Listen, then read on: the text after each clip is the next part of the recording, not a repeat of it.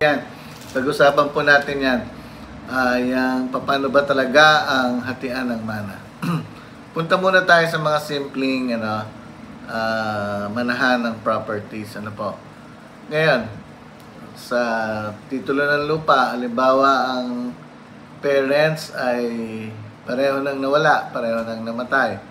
Ngayon, ang lahat ng mga anak, kahit yan ay kung ilan man, dapat kung wala namang last will na naiwanan ng mga magulang, so ang tinatawag natin ay extrajudicial settlement of estate.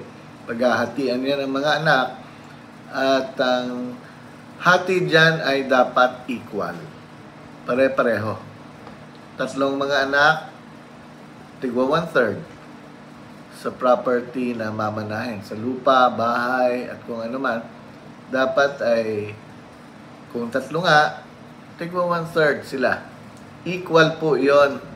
Meron kasi mga nagtatanong sa akin, como panganay ba, mas malaki dapat ang share niya sa sa mamanahing lupa? Como bunso ba ay maliit lang ang kanyang mamanahin sa lupa na makukuha sa kanyang mga magulang na nawala na? Hindi po. Ang manahan ay dapat equal shares.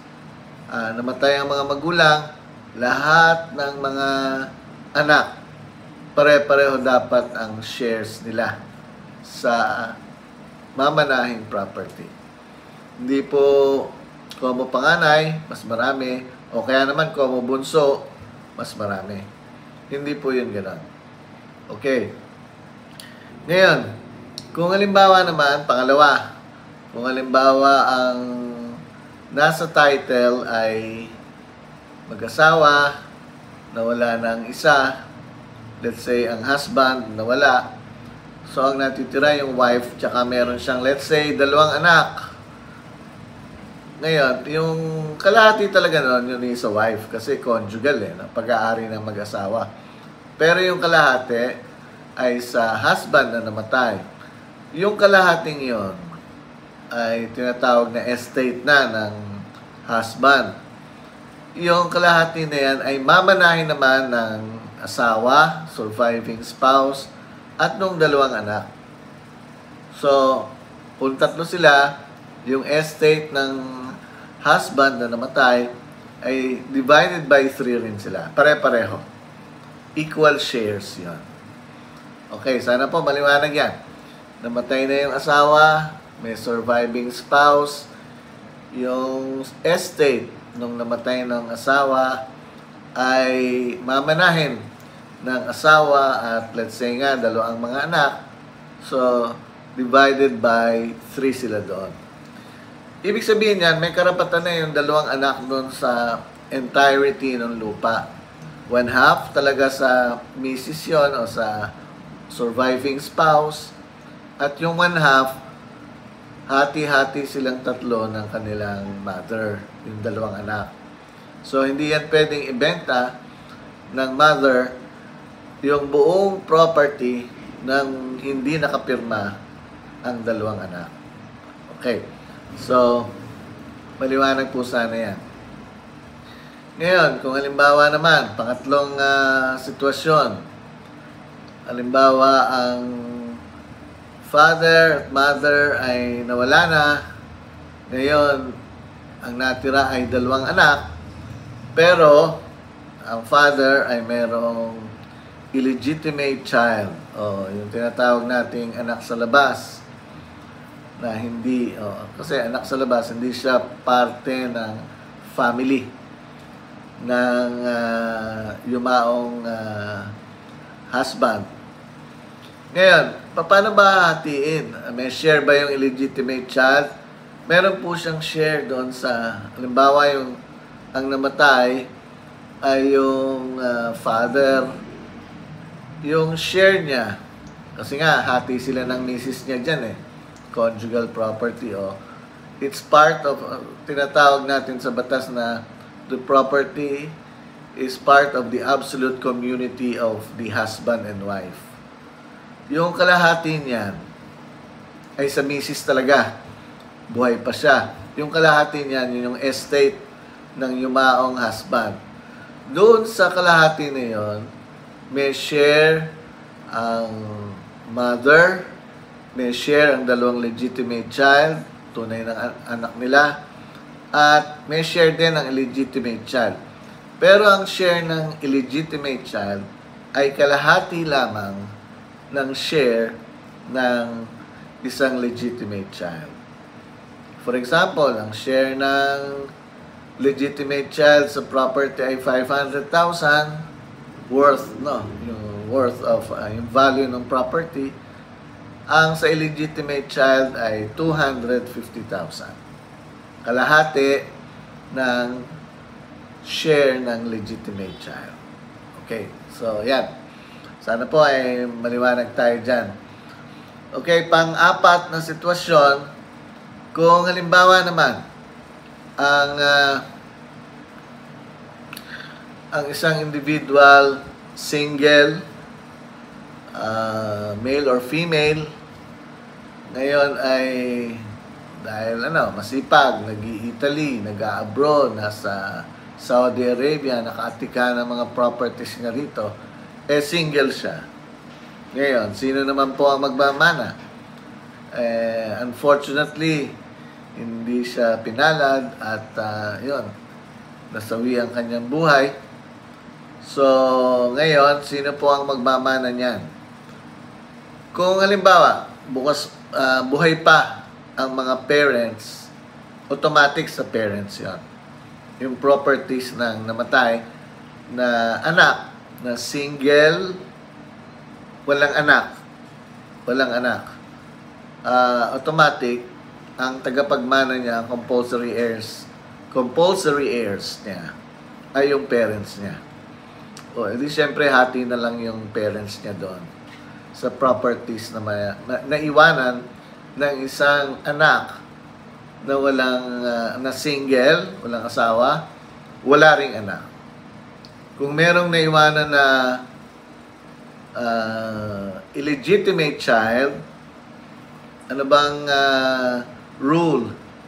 Ang rule ay yung kalahati ng property pupunta sa illegitimate child at yung kalahati pupunta sa parents.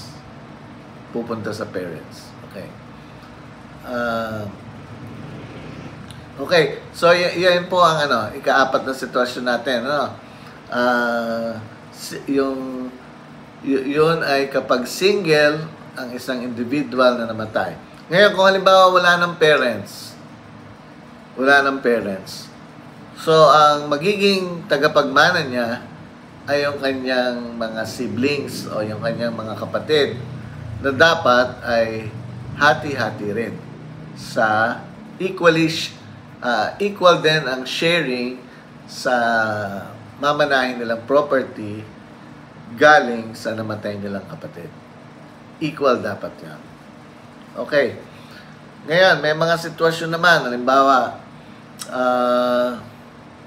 parents, buhay pa. Ngayon, yung tagapagmana ay wala na. Unang namatay sa parents, yung tagapagmana may asawa at mga anak. Ngayon, saan ba pupunta ang properties niya at ano ang magiging sharing? Ngayon, kung ang anak ay unang namatay, yung tagapagmana kaysa sa parents niya, pag nawala na rin ang mga magulang at namatay na, sino ba ang magmamana? Ang magmamana nito, dahil ito ay diretsyong mana ng heir ng namatay na anak, mana niya yan sa kanyang mga magulang. Ang pupuntahan ng property ay sa mga apo na ng mga grandparents. Mga apo na. Hindi entitled ang asawa doon sa mamanahin ng heir na unang namatay sa kanyang mga magulang. Ang property ay pupunta from grandparents diretso sa grandchildren. At ang misis doon ay, yung wife, o kung sino man, husband or wife, ay walang mana doon sapagkat yon ay diretsyong mana ng unang namatay na heir sa kanyang mga magulang. Yung properties ng mga magulang niya o grandparents na ay papunta sa grandchildren. Okay. Meron din naman sitwasyon na halimbawa, ang parents nag-donate sa anak. Ang anak na ito may asawa na rin at meron ng meron na ring mga anak. Ngayon, pero donated ang property. Sabi nga nila, pag donation ay exclusive property yon. Pero, nung dinonate, talagang exclusive siya. Dinonate ng mga magulang sa isang individual, sa kanilang anak. Ngayon, namatay na siya. Namatay na itong anak na to. Ngayon, saan ba pupunta yung property na minana niya? Donated sa kanya. Yun din ay pupunta sa asawa naman at sa dalawang anak. O kung ilan man ang mga anak nila. Pero, ang property ay divided equally sa surviving spouse at sa kanyang mga anak. Divided equally yan. Okay, so sana po makuha niyo yan. Dalawa po kasi ang sitwasyon dyan eh. Yung unang nabanggit kong sitwasyon, unang namatay ang tagapagmana kaysa sa kanyang mga magulang. Kapag gano'n na nangyari, yung properties ng mga magulang, diretso yun sa kanilang mga apo. Hindi na, hindi magkakaroon ng mana yung asawa, yung surviving spouse. Pero, kung halimbawa naman ang property, buhay pa itong tagapagmana, yung anak, nag-donate sa kanya ang kanyang mga magulang ng properties. Ngayon, bigla siyang nawala na. Yung properties na ito ay mamanahin naman ng kanyang surviving spouse at ng kanyang mga anak, equally divided sa kanila. Okay. Okay, sana po maliwanag yan. Nagbabago lang ang sharing sa mana kapag may mga tinatawag na waiver of share. Ano po ba yung waiver of share o waiver of rights? Kung halimbawa, ang isang tagapagmana, magkakapatid, medyo ayaw nang makialam ng iba. Gusto na lang ibigay doon sa isang tagapagmana, sa isang kapatid nila. So, anong ginagawa sa dokumento na extrajudicial settlement of estate? Sinasamahan ng with waiver of share, with waiver of rights. Na, ang ibig sabihin, dapat nga kasi equal ang mana eh. Equal ang sharing ng mana.